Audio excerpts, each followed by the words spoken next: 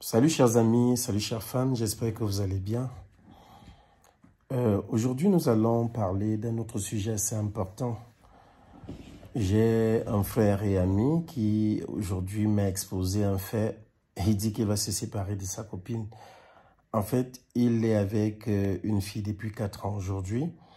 Et non seulement ils vivent dans la maison familiale, ça veut dire avec ses sœurs, avec ses parents, mais plus loin, ils vivent une situation assez triste.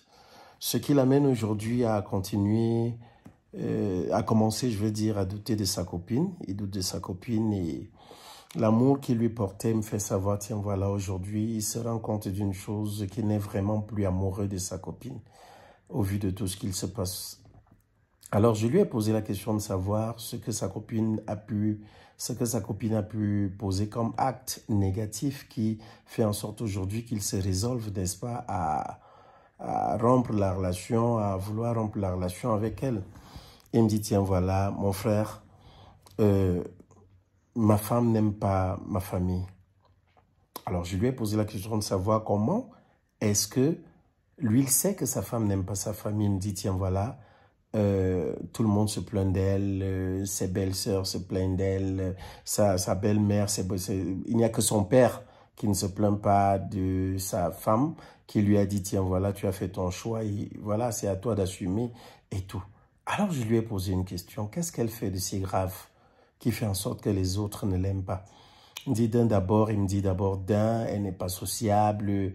Non seulement ça, tu sais, c'est pas une fille très instruite et mes sœurs sont vraiment instruites, ce qui lui vaut d'être la risée de la maison et tout. Elle ne peut pas mener un débat. Voilà, elle ne peut pas. Toutes choses mauvaises, toutes choses vraiment, toutes ces choses qu'il a eu à me dire n'étaient que des choses mauvaises. Alors, je lui ai posé une question. Je t'entends parler là depuis, tu n'as cité aucun aspect positif. Est-ce que cette femme, avant de la prendre, de la mener dans ta famille, tu n'avais pas trouvé une quelconque qualité en elle? Qu'est-ce qui a fait en sorte que tu te mettes en couple avec elle pendant 4 ans? Et il me dit, non, tiens, voilà, je ne sais vraiment pas parce que je me dis aujourd'hui, c'était un gros mensonge et tout. Je lui dis, non, tu ne peux pas dire ça. Tu ne peux pas dire ça. D'abord, déjà, je lui ai dit, tiens, voilà, tu fais une grosse erreur. Parce que les erreurs, souvent, nous les commettons. Tu ne peux pas dire qu'à plus de 30 ans d'âge, tu continues de vivre sous le toit de tes parents. Tu vis avec tes parents. Tu as fait ton choix. Tu te dois d'assumer ton choix. Dis-toi une chose, la fille d'autrui n'a pas reçu la même éducation que toi. Chacun vient d'une famille, hein? Et puis voilà, vos éducations sont tous azimuts. Donc voilà, chacun a eu son éducation, chacun a été forgé à sa manière, formé à sa manière. Et aujourd'hui, vous avez décidé pendant 4 ans de mêler vos éducations.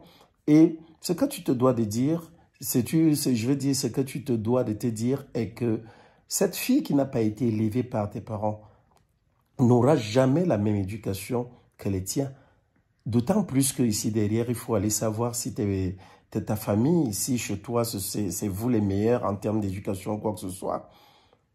Pourquoi le mal, c'est elle? Pourquoi c'est elle? Pourquoi le papa, lui, ne l'accuse pas des mêmes faits, il ne la condamne pas, il ne la juge pas? Et si le problème, c'était les tiens? Alors moi, j'ai pensé, vous allez me dire derrière ce que vous pensez, hein, je lui ai dit, tiens, voilà, la première chose à faire serait de partir du nid parental. Commence par quitter la maison familiale. Même si c'est une petite chambre, va la chercher. Et il me dit non, actuellement, il passe de mauvais moments, il passe. Mais c'est la femme qui fait aussi des efforts de faire un petit commerce et tout. Et plus loin même, il me fait savoir, elle tient, voilà, on appelle ça chez nous ici les aides-mamans, donc des sacs de riz, du haricot, de ceci, aide-maman. Donc, c'est ce qu'elle tient. C'est ce qui, à un moment donné, même, donc, elle, sa copine lui dit, tiens, voilà, maman, elle vient ici, elle prend des choses sans me demander. Tes sœurs viennent ici, prennent des choses sans demander. Pourtant, c'est un commerce. C'est un fonds de commerce. Alors, je lui dis, mais attends, est-ce que tu as pu parler au tien? Et il me dit, non, ils ont raison, elles ont raison. C'est elle qui se comporte mal. Je lui dis, donc, écoute, quand on veut tuer son chien, on l'accuse de rage. Sûrement, tu t'es rendu compte qu'après 4 ans, ce n'est plus la femme qu'il te faut et tout. Mais dis-toi une chose, c'est pas bien, c'est l'enfant de quelqu'un. Le karma, il existe. Arrêtons de faire du mal aux autres. C'est pas bon. Là, tu t'es mal comporté. Tu te comportes mal. Je pense tout au moins ici qu'étant déjà adulte, tu peux réunir ta famille et ta femme, les faire asseoir avec papa et savoir que chacun dise ici ce que l'une ou l'autre reproche. Hein? Que chacun dise son reproche ici à l'endroit de l'une ou de l'autre. Il ne faudrait pas que tu te mettes là, tout de go, à juger carrément ta femme, à dire, tiens, voilà, je ne la veux plus et tout. Tu ne pourras pas trouver une femme parfaite. Si c'est elle, le problème, cherche à savoir quels sont ses manquements par rapport à l'éducation que vous avez reçue. Qu'est-ce qu'elle fait de mauvais? Et maintenant, de l'autre côté, moi, je pense que les torts peuvent être partagés. Pose-toi aussi une question. Qu'est-ce que tes sœurs lui font? Qu'est-ce que ta mère lui fait? Qu'est-ce qu'on lui reproche? Et je crois par-dessus tout que si tu décides aujourd'hui, hein, s'il décide aujourd'hui de partir de la maison et d'aller faire sa petite vie ailleurs, voilà, ce rapprochement-là, hein, sera coupé. Et puis, l'éloignement qui va s'installer fera en sorte que, voilà, qu'on ne le juge plus, qu'on respecte sa relation. Et c'est l'occasion pour moi ici d'interpeller les uns et les autres. Et les autres, je veux dire, les hommes que nous sommes, pour nous dire, chers hommes, quand on prend la fille d'autrui, on l'amène chez nous. On l'amène chez nous. Soyons charismatiques.